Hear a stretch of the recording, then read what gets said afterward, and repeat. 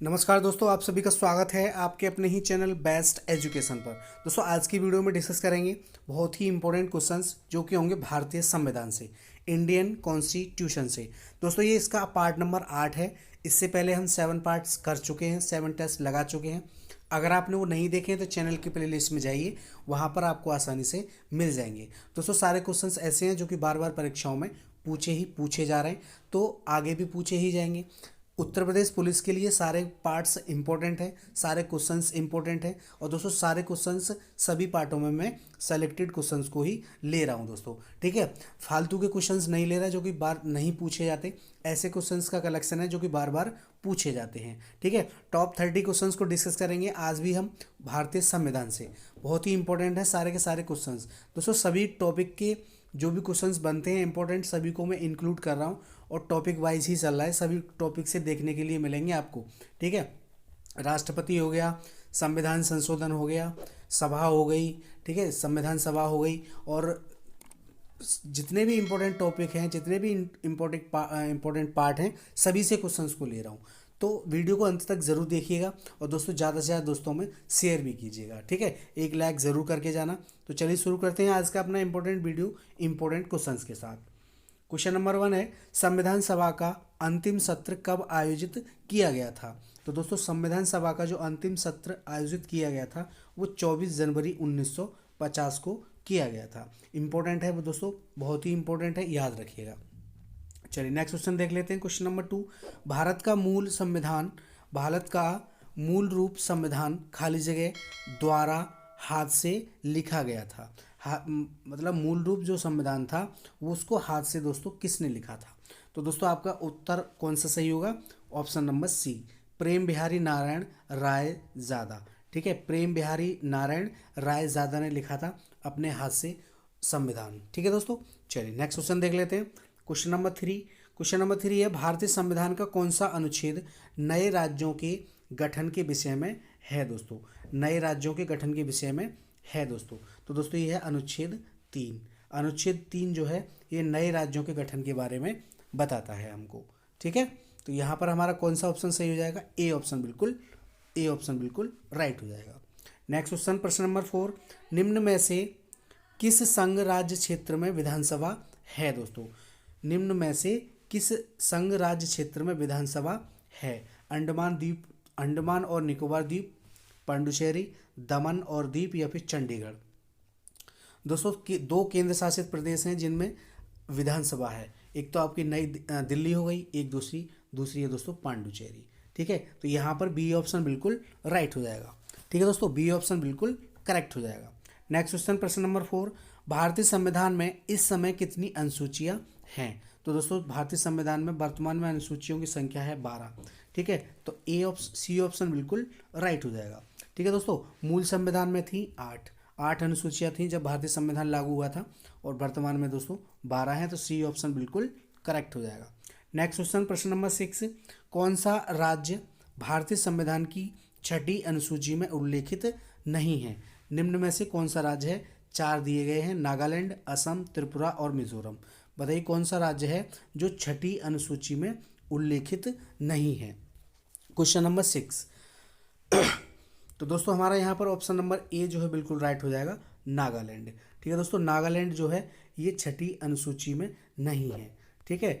असम, त्रिपुरा, मिजोरम ये सभी हैं, लेकिन यहाँ पर नागालैंड नहीं है, तो ए ऑप्शन आपका बिल्कुल राइट हो जाएगा। नेक्स्ट क्वेश्चन, प्रश्न नंबर 7, भारत की संविधान सभा की संघीय समिति के अध्यक्ष कौन थे? तो दोस्तों ये थे सरदार, बताइए कौन थे दोस्तों? सरदार वल्लभ भाई पटेल, JB कृपलानी, डॉक्टर राजेंद्र प्रसाद, या फिर जवाहरलाल नेहरू। बताओ कौन सा ऑप्शन यहाँ पर सही हो जाएगा? तो दोस्तों ये हमारा ऑप्शन नंबर डी जो है बिल्कुल राइट हो जाएगा, जवाहरलाल नेहरू। संघ समिति या फिर संघीय समिति के अध्यक्ष जो थे वो जवाहरलाल नेहरू थे। तो दोस्तों यहाँ पर डी ऑप्शन आपका बिल्कुल राइट हो जाएगा। नेक्स्ट क्वेश्चन, प्रश्न नंबर 8, भारत के संविधान का अनुच्छेद 66 किससे संबंधित है?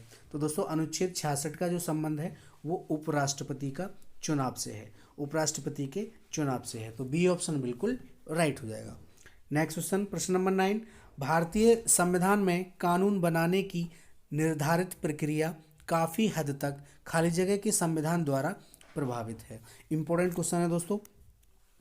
भारतीय संविधान में कानून बनाने की निर्धारित प्रक्रिया काफ़ी हद तक खाली जगह के संविधान से प्रभावित है। दक्षिण अफ्रीका के संविधान से, जर्मन के से, जापान के से, या फिर संयुक्त राष्ट्र अमेरिका के से। इंपॉर्टेंट क्वेश्चन है दोस्तों। तो दोस्तों यहाँ पर ऑप्शन नंबर सी जो है बिल्कुल राइट हो जाएगा, जापान के संविधान से। ठीक है, जापान के संविधान से मिलती है, तो सी ऑप्शन बिल्कुल करेक्ट हो जाएगा। नेक्स्ट क्वेश्चन, प्रश्न नंबर 10, भारत के संविधान के मूल दस्तावेज को खाली जगह हाथ से लिखा गया था। इंपॉर्टेंट क्वेश्चन है दोस्तों। भारत के संविधान के मूल दस्तावेज को किसके हाथ से लिखा गया था? तो दोस्तों हमारा उत्तर वही होगा, प्रेम बिहारी नारायण राय ज़्यादा। तो ये रिपीट हो गया दोस्तों क्वेश्चन। ठीक है, चलिए नेक्स्ट क्वेश्चन देख लेते हैं। प्रश्न नंबर 11, भारत के संविधान में कुल कितने भाग हैं? तो दोस्तों भारत के संविधान में भागों की संख्या है 22। ठीक है दोस्तों, 22 है। ठीक है, तो डी ऑप्शन आपका बिल्कुल राइट हो जाएगा।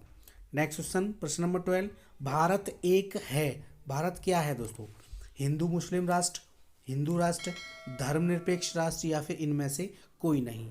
बताइए कौन सा ऑप्शन यहाँ पर सही हो जाएगा। तो दोस्तों भारत एक है धर्मनिरपेक्ष राष्ट्र। ठीक है, तो सी ऑप्शन बिल्कुल राइट हो जाएगा। Next question, question number 13, Bharat की संविधान सभा के अध्यक्ष कौन थे? तो दोस्तों भारत की संविधान सभा के जो अध्यक्ष थे वो डॉक्टर राजेंद्र प्रसाद थे। बी ऑप्शन बिल्कुल राइट हो जाएगा। चलिए नेक्स्ट क्वेश्चन, प्रश्न नंबर 14, भारत के राष्ट्रगान जनगण मन की रचना किसने की? इंपॉर्टेंट क्वेश्चन है दोस्तों। भारत के राष्ट्रगान जनगण मन की रचना किसने की थी? तो दोस्तों ये की थी रविंद्रनाथ टैगोर ने। ठीक है, ए ऑप्शन बिल्कुल राइट हो जाएगा। नेक्स्ट क्वेश्चन, प्रश्न नंबर 15, भारतीय संविधान सभा का निर्माण किस सभा द्वारा किया गया?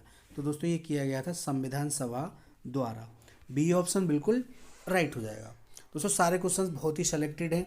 अगर आपको इजी लग रहे हैं, अगर आप इन क्वेश्चंस से वाकिफ़ हैं या फिर आपने टेस्ट लगा रखे हैं, इन क्वेश्चंस को पढ़ रखा है, तो आप लोग रिवीजन के तौर पे भी कर सकते हैं।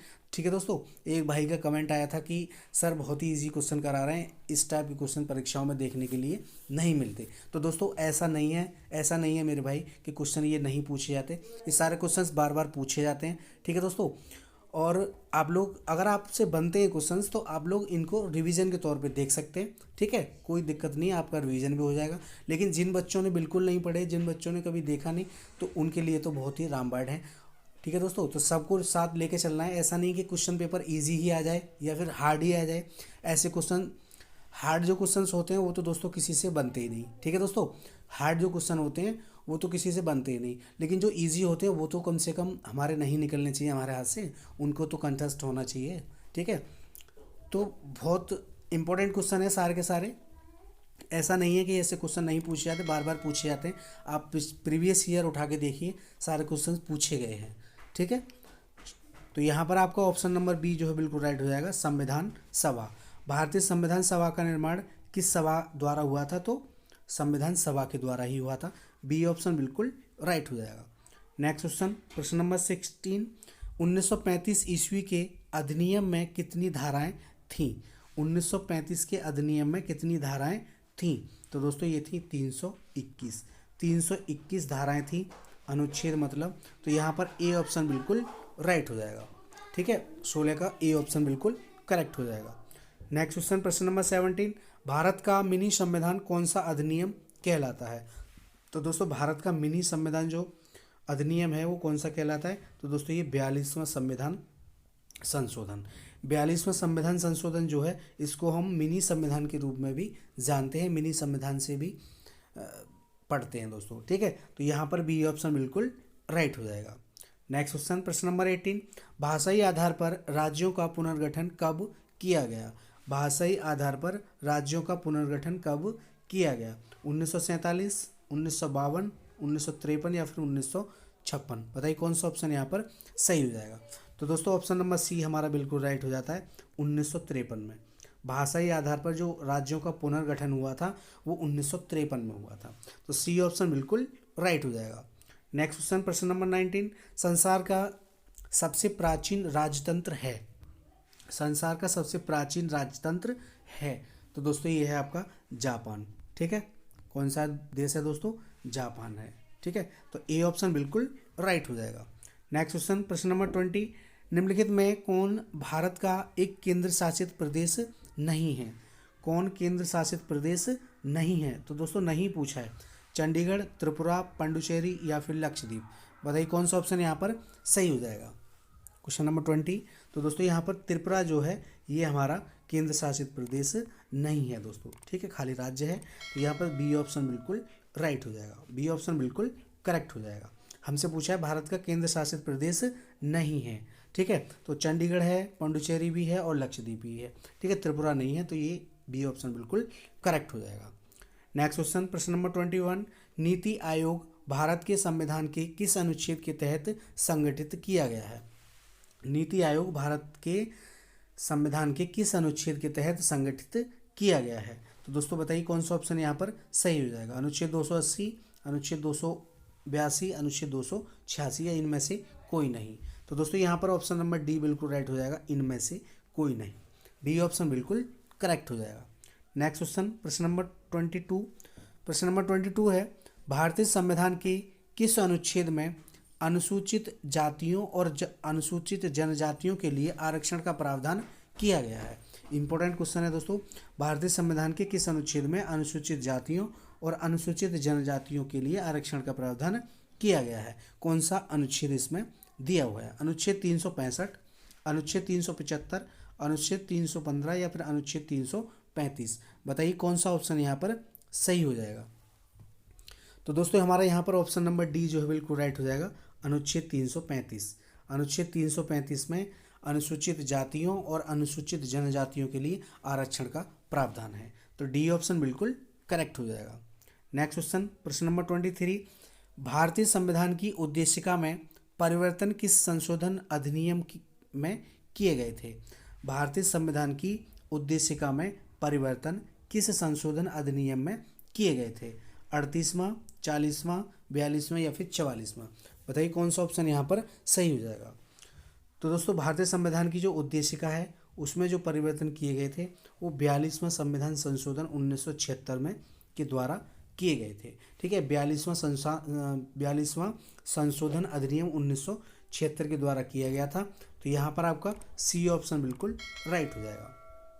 चलिए नेक्स्ट क्वेश्चन, प्रश्न नंबर 24, भारतीय संविधान कैसा है? इंपॉर्टेंट क्वेश्चन है दोस्तों। भारतीय संविधान कैसा है? कठोर है, लचीला है, ना ही कठोर ना ही लचीला, अंशतः कठोर और अंशतः लचीला। बताइए कौन सा ऑप्शन सही हो जाएगा।